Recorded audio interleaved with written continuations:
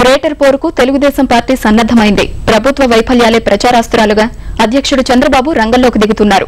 నేటి నుంచి 3 రోజుల పాటు నగరంలో విస్తృతంగా పర్యటించి ప్రజా సమస్యలపై గళం విప్పనున్నారు.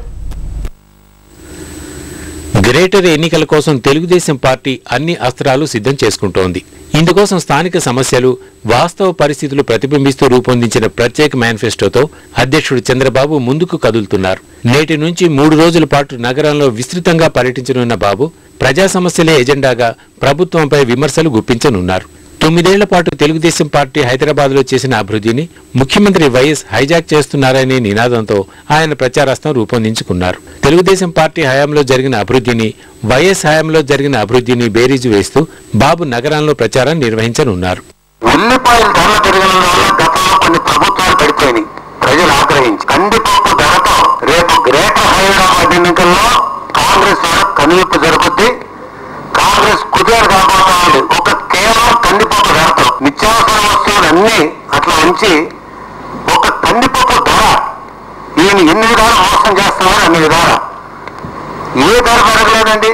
హైదరాబాదుని ప్రపంచ చిత్రపటంలోనే ఒక మేటి నగరంగా తయారు చేసింది తెలుగుదేశం పార్టీ. అవునా కాదా? మీ ప్రభుత్వ ఏలుబడిలో హైదరాబాదు నగరాన్ని ఉగ్రవాదులకి అడ్డాగా మార్చినటువంటి విషయం వాస్తవం కాదా? మేము కృష్ణానది జలాలు తెచ్చి హైదరాబాదు నగరానికి మంచినీరు ఇస్తుంటే గత 5 సంవత్సరాలు మీరు 2వ ఫేజ్ను కూడా ఏమాత్రం కూడా చేపట్టలేకపోయి ఈరోజు మీరు ఎన్నికల్లో ఆర్భాటాలు చేస్తున్నారా? ఇది మోసం దగా కాదా అని చెప్పి నేను అడుగుతున్నాను.